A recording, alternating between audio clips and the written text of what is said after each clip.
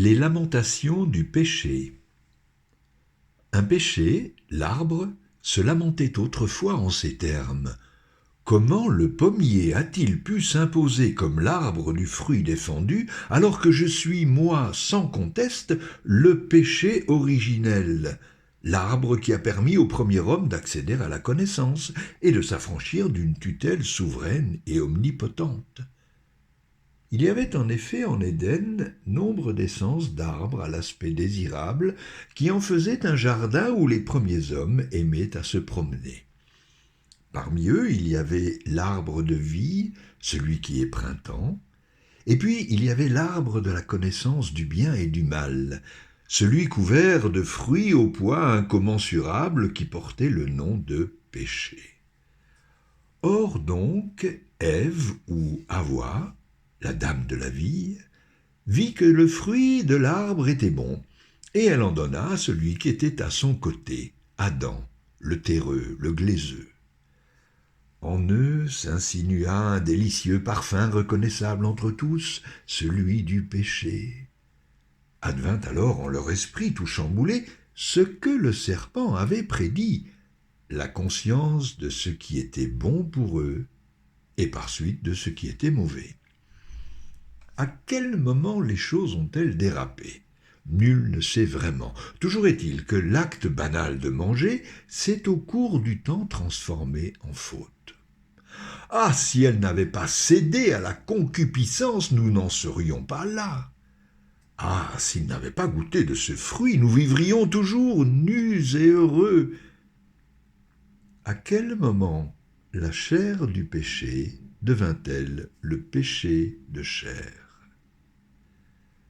Pour le comprendre, notre arbre dut remonter le cours de l'histoire, car enfin savoir ce qui est bon pour soi relève plus de la sagesse que de la faute. Une enquête minutieuse lui permit de révéler que certains avaient eu intérêt à parler pour Adam de pommes qui se seraient coincées dans son gosier afin de laisser le champ sémantique libre à un fruit des plus vénéneux, celui du péché.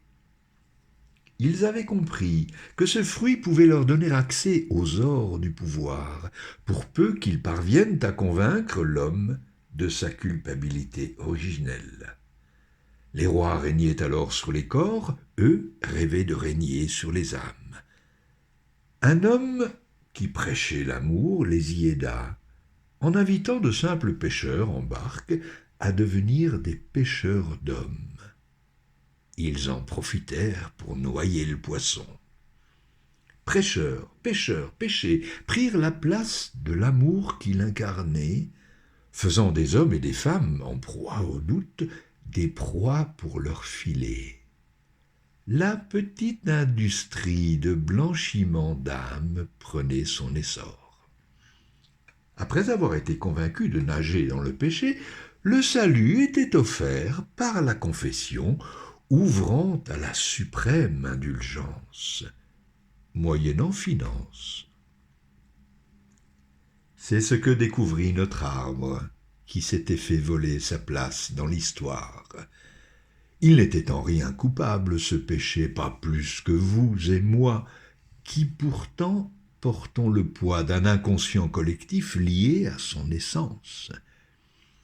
Il n'est pas facile de parler de péché sans agiter les remugles du passé. Merci à toi, péché, pour ton travail d'historien. Et merci aussi aux pommiers, lesquels, depuis, se sont réconciliés.